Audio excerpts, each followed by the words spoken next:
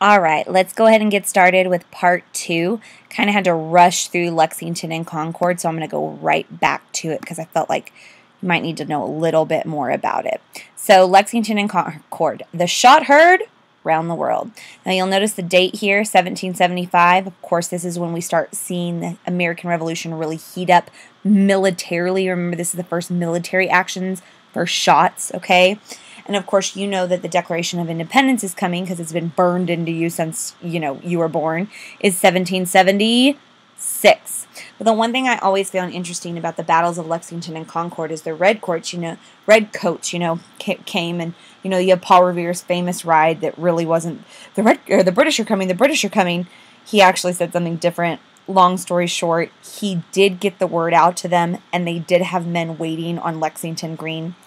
And they literally saw the redcoats coming, and the redcoats were looking for something. And it was kind of Sam Adams, but it was also weapons. And so when they were finding out that the redcoats wanted to take their guns, after all this American Revolution is said and done, I find it very interesting that actually you will see the colonists, when they write their new laws, prevent our government from ever taking our guns again, and they put it in the Bill of Rights. In fact, does anybody know what amendment it is?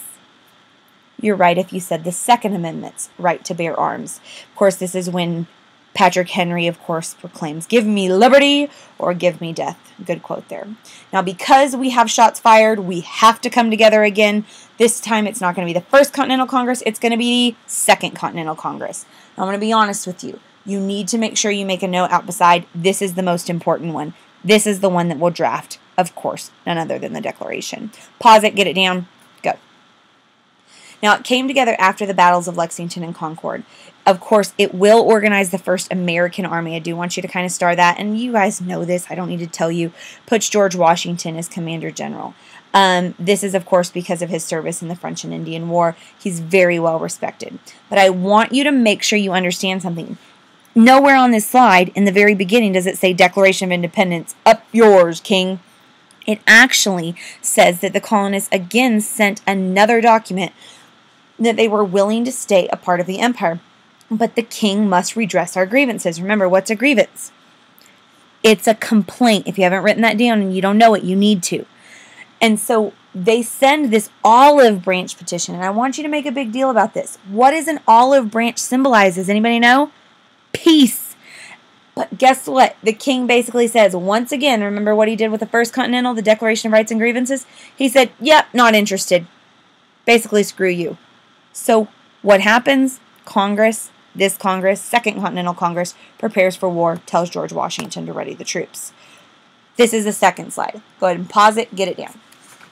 Now, on the second go around, okay, of the Second Continental Congress, kind of a little further into when they get the king's response, they actually are going to write the Declaration of Independence. Now, this is going to be the Second Continental Congress is going to be the one that stays together throughout the war, and you need to understand this. It's the Second Continental Congress that becomes our first government. Kind of weird that the second becomes our first, but you have to understand that the second is also one that drafted the DOI, or the Declaration of Independence. I don't really need to go over this. I'm pretty sure you know this. Father of the Declaration of Independence, none other than Thomas Jefferson. Big parts, Ben Franklin, John Adams, a lot of big, John Hancock, not just for his signature. He was also very important in the forming of it. But the 56 men that signed this document sacrificed their lives, their fortunes, and their honor when they signed it. Don't think we oftentimes understand what these guys were putting on the line. They were rich guys. Yes, they were. Okay? But if they had gotten caught, they would not be rich and they would be dead. Okay, King George charged these men with treason. The Second Continental Congress becomes our first government, and we officially have what is going to become the United States coming to order. Now, Thomas Jefferson. Pause it. And actually, I don't have a slide for you, but you might want to just take down some of this. Okay, pause it. Get this down where I put Thomas Jefferson. Plantation owner from Virginia, so he's from the South. He was a Renaissance man. Might want to put something in there about optimism and humanism. He was also, I'm going to add something to this. You ready for this? You ready? A deist. Ironically, he did own slaves, something that's going to be interesting. In fact, the love of his life was a black woman, had 3 children with her. In fact, upwards of 25 to 30% of all African Americans in America can trace their lineage back to Thomas Jefferson. Be a good quiz question. Okay, and he was a representative to the Second Continental Congress from Virginia. He is the father of the Declaration of Independence and probably one of the most important founding fathers. Now, another person we need to talk about, Thomas Paine. Let me pause it, let you get it down. Okay, written by Thomas Paine is Common Sense. It is about a 50-page pamphlet, and we are going to read some of it in class. At least we should, okay, if I have time. And in this pamphlet, he basically says to the Americans, colonists, I should say again, it is common sense. King George is a tyrant. He is feeding off of us. We want independence. We definitely have to come together. It is common sense that we should become our own country. And he came to America in 1744 from England, got caught up in the revolutionary spirit. He writes Common Sense, becomes one of the most read documents in American history, even to this day. It sold 150,000 copies in 3 months, and it literally was the highest selling thing next to the Bible in its time period. And of course, I read it, I pass it to you, and we can all read, right? Because what was that religious movement? The Great Awakening that taught us all to read, and the New Light colleges and education and etc. Common sense is going to be very important. Now, Declaration of Independence itself, because of course this is what we're leading to. Pause it, get it down. All right, it explained to the world why separation from England was necessary. A lot of people just think that it's a nice document, whatever. But you have to explain to the world if you're going to separate. It also institutes a new theory of government in which the people rule, not a king. A new theory of government, like democracy. It listed 27 grievances against King George. It was a formal declaration of war, and this is officially when we become the United States of America. I think you guys know this, and of course, please make sure you know the date. Know the date. What is it? When do we all have hot dogs and shoot fireworks? July 4th, 1776. Ironically, it was done on July 3rd, but it didn't get officially signed until the 4th, so that's when we celebrate it. Now, social contract theory. Let's go back to Mr. Locke. Oh, almost too far. Now, John Locke right here. Pause this, get it down. John Locke was an English philosopher. We've talked about him with deism already. I want to make sure you put deism out beside this. In fact, that might be the thing I look for when I check your notes. Social contract theory is a contract between people. He is going to write several books in the 1680s. One of them is going to be the Two Treaties of Government. And again, one is the most beautiful thing about literature and reading. I'm going to be real honest with y'all. I know I'm a history teacher. I'm going to turn into an English teacher real quick. The beautiful thing about literature is that it is read for years upon years after, and your ideas can influence. Thomas Jefferson picks up Locke's books, and Locke's philosophy of natural rights, deism, the social contract, is a catalyst for this independence movement. Here's a really good quote. I love this quote. It says, "The power of the government comes from the people. We give the government certain powers to force people to do things for the common good. If the government does not reflect the will, that's the want of the people, then it's the power of the people to change it." And you got to think about it. Doesn't that describe America perfectly? Yes. Social contract. The people make a contract together, okay?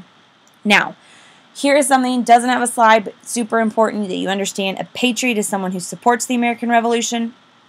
A loyalist is someone who supports English. Now, I'm going to go ahead and be honest with you. You need to also make sure you understand that most of the times, patriots, 40%, loyalists was 20%, but look at how many are neutral. They hadn't read Common Sense yet. But also, here's something else to know.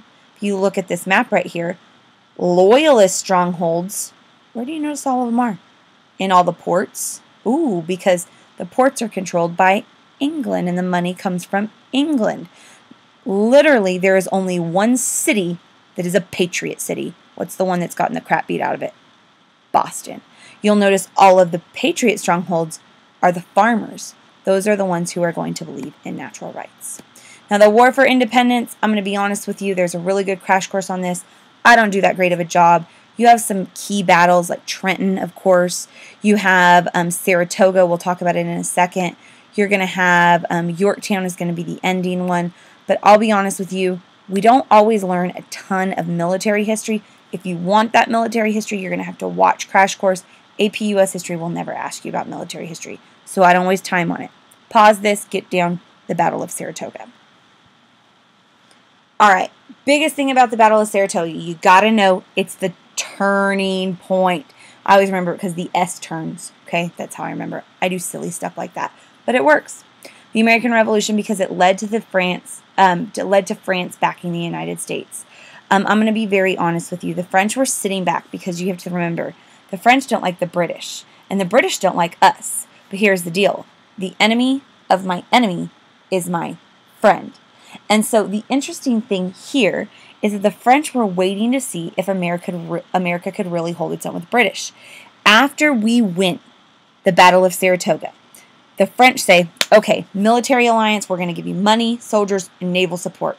And this Franco-American alliance, make sure you circle that right there, of 1778, is actually what leads to the Americans to be able to win this war.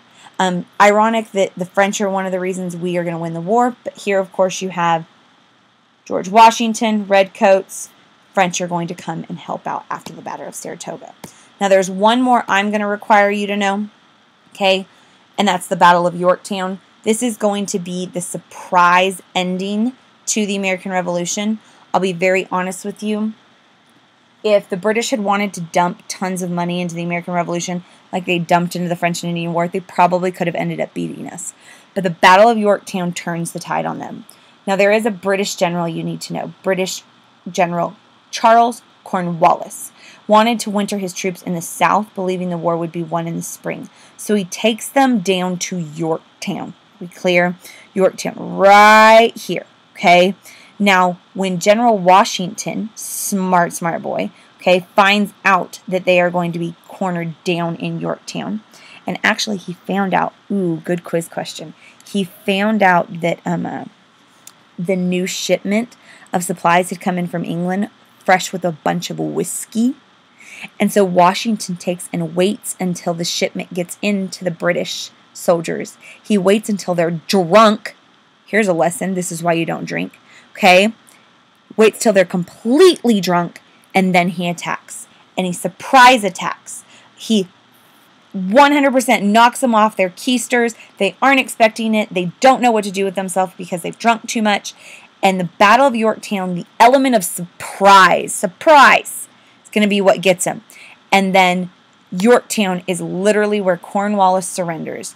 And it says the world is turned upside down. Here are some of the coolest paintings. Trumbull, good quiz question maybe, it's one of the leading artists from the American Revolution.